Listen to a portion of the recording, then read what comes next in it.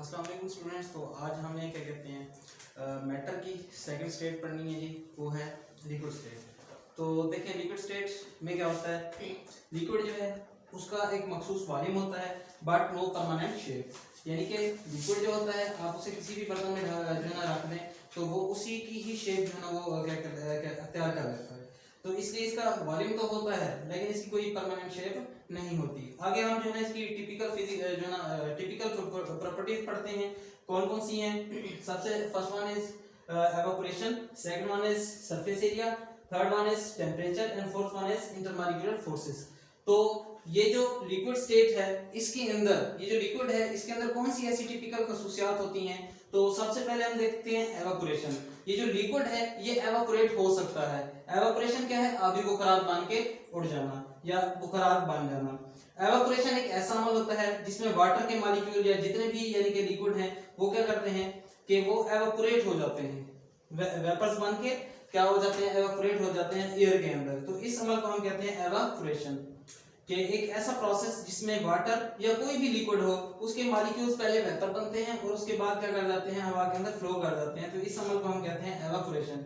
जितने भी लिक्विड्स हैं क्या कहते हैं, जिनका क्या होता है कि एटॉमिक मैस जो है, एटॉमिक मैस क्या होगा, जितना ज्यादा होगा वो उतना कम जो है ना उनके अंदर एवापोरेशन होगी। और जिनका जो है क्या कहते हैं एटॉमिक मैस कह लें उनके मॉलिक्यूल्स का, जितना उनका लेस होगा वो उतना जो है ना ज्यादा से ज्यादा एवापोरेट करेंगे। तो क्या होता है कि एवापोरेशन एक ऐसा अमल है जिसमें क्या होता है, पानी के जो मॉलिक्यूल्स हैं या लिक्विड जितने भी होते हैं उनके मॉलिक्यूल्स क्या करते हैं कि वेपर्स बन के हवा में जो है ना उड़ जाते हैं। तो इस अमल को हम क्या कहते हैं, एवापोरेशन। एवापोरेशन एक एंडोथर्मिक रिएक्शन है। पिछले प्रीवियस लेक्चर में हमने एंडो और एक्सोथर्मिक रिएक्शन के बारे में पढ़ा था। एंडोथर्मिक रिएक्शन एक ऐसा रिएक्शन होता है जिसमें हीट अब्सॉर्ब होती है। जब हम क्या करते हैं कि फर्ज करें कि हमने जो है ना क्या करते हैं एक टब के अंदर पानी रखा है और क्या करते हैं उसको जब गर्म किया जाता है या उसे धूप में रख दिया जाता है तो क्या होता है कि पानी के मॉलिक्यूल्स आहिस्ता आहिस्ता वो पानी लेस होता जाता है। होता ये है कि टेम्परेचर जैसे जैसे सूरज का मतलब कि हीट बढ़ती जाती है वो पानी ज्यादा से ज्यादा एवापोरेट होना शुरू हो जाता है।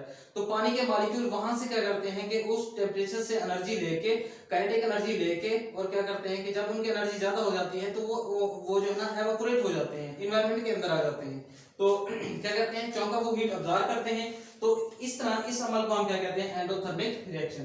तो एवापोरेशन जो है एक एंडोथर्मिक रिएक्शन है जिसमें क्या होता है कि कोई भी लिक्विड हो उसके मॉलिक्यूल्स क्या करते हैं, एनर्जी जज़ब करते हैं। तो यहाँ पर देखें फॉर एग्जांपल हमारे पास वाटर था, चाहे वो कप के अंदर था या मतलब किसी देगची के अंदर था या किसी भी बाल्टी के अंदर था। जब हमने उसे थोड़ी सी हीट दी तो क्या हुआ कि जब हमने उसे टेम्परेचर दिया और टेम्परेचर को बढ़ाते गए तो क्या हुआ कि ये सारे का सारा वाटर जो था ये एवापोरेट हो गया। अब एवापोरेट कैसे होता है, तो फर्ज करें कि ये कोई हमारे पास एक टब है, इसके अंदर पानी पड़ा हुआ है।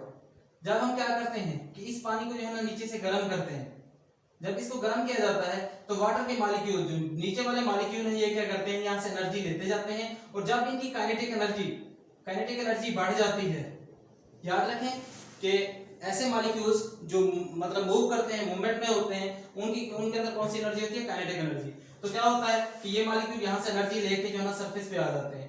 अब जब इनकी मजीद काइनेटिक एनर्जी जब यहाँ पर मौजूद मॉलिक्यूल से ज्यादा हो जाती है तो इनकी दरमियान वाली दो मॉलिक्यूल्स के दरमियान जो फोर्सेस होती हैं हम उनको इंटरमॉलिक्यूलर फोर्सेस कहते हैं। तो जैसे ही इनकी काइनेटिक एनर्जी बढ़ती है तो मॉलिक्यूलर फोर्सेस से ये क्या हो जाती है, उनकी मॉलिक्यूलर फोर्सेस जो हैं दो मॉलिक्यूल के आपस में टूट जाती हैं और ये क्या होते हैं, एवापोरेट हो जाते हैं। अभी बुखारात बांध के ये लिक्विड जो है यहाँ से चला जाता है। अब यहाँ पर देखें कि चौका ये जो मॉलिक्यूल है इन्होंने एनर्जी जज़ब की है, इसलिए इस अमल को हम कहते हैं एंडोथर्मिक रिएक्शन।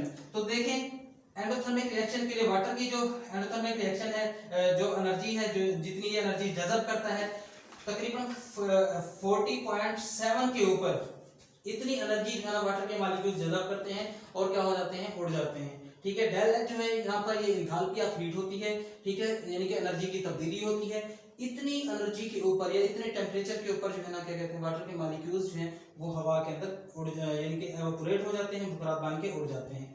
अच्छा, ये तो अब हो गया हमारा फर्स्ट जो है ना किसकी टिपिकल प्रॉपर्टी थी, लिक्विड की। अब हम सेकंड देखते हैं। Second one is surface area. किसी भी चीज का सरफेस एरिया, चाहे वो बर्तन है या कोई भी चीज है, अगर जितना उसका सरफेस एरिया ज्यादा होगा उतना ही एवापोरेशन का जो अमल है वो ज्यादा से ज्यादा होगा। तो क्या देखें कि हम कप के अंदर चाय पीते हैं, अगर उसी को पेच के अंदर डाल के पिया जाए तो कप के अंदर एवापोरेशन जो है ना कम होगी, जबकि पेच के अंदर जो है वो क्या होगी, एवापोरेशन ज्यादा होगी। इसी तरह खुले बर्तन के अंदर क्या होता है, कूलर के अंदर एवापोरेशन कम होगी क्योंकि उसका सरफेस एरिया क्या है, कम है, और जबकि दूसरा जो क्या कहते हैं टब है वो खुला बर्तन है, उसका सरफेस एरिया ज्यादा है। तो सरफेस एरिया बढ़ाने से क्या होता है कि एवापोरेशन ज्यादा हो जाती है, ठीक है, और इसी तरह सरफेस एरिया कम करने से एवापोरेशन का जो है वो कम हो जाता है। उसके बाद देखें टेम्परेचर, जितना हम हीट देते जाएंगे लिक्विड को उतना ये ज्यादा एवापोरेट होता जाएगा, ठीक है। तो ये वो फैक्टर हैं जो एवापोरेशन के ऊपर जो है ना क्या कहते हैं इफेक्ट करते होते हैं। सबसे पहले सरफेस एरिया, जितना सरफेस एरिया बढ़ाएंगे एवापोरेशन ज्यादा होगी।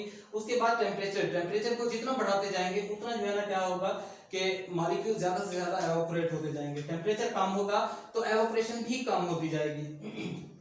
अब देखें उसके बाद है इंटरमॉलिक्यूलर फोर्सेस।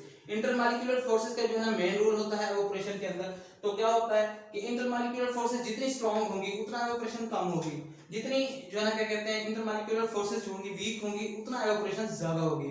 देखें कि वाटर के अंदर क्या होता है, इंटरमॉलिक्यूलर फोर्सेस हाइड्रोजन बॉन्डिंग होती है, जिसकी वजह से क्या होता है कि इनके मॉलिक्यूल आपस में स्ट्रांगली जो है इंटरकनेक्टेड होते हैं। जबकि पेट्रोल के अंदर क्या होता है, पेट्रोल पानी की निस्बत ज्यादा एवापोरेट होता है, जल्दी उड़ जाता है। उसकी वजह यह है कि पेट्रोल के अंदर जो इंटरमॉलिक्यूलर फोर्सेस होती हैं वो काफी वीक होती हैं। तो फर्स्ट देखें आज हमने जो है ना क्या कहते हैं इसकी लिक्विड की पहली प्रॉपर्टी को जो है ना डिस्कस की है वो है एवापोरेशन। उसके बाद हमने जो है ना फैक्टर देखे हैं एवापोरेशन के ऊपर, कौन कौन से फैक्टर जो है ना असरअंदाज होते हैं। सरफेस एरिया को बढ़ाएंगे तो एवापोरेशन बढ़ जाएगी, टेम्परेचर को बढ़ाएंगे सरफेस एरिया जो है ना एवापोरेशन बढ़ जाएगी। इंटरमॉलिक्यूलर फोर्सेस स्ट्रांग होंगी, क्या हो गई, एवापोरेशन कम होगी। इसी तरह अगर हम क्या कर देते हैं कि इंटरमॉलिक्यूलर फोर्सेस वीक होती हैं तो एवापोरेशन का अमल ज्यादा होगा। ये तीन मेन फैक्टर होते हैं जो एवापोरेशन के ऊपर इफेक्ट करते होते हैं। तो आज का ये जो टॉपिक है हमारा यहाँ पर कंप्लीट हुआ। उम्मीद है कि आपको ये टॉपिक अच्छे से समझ आया होगा। अल्लाह हाफ़िज़।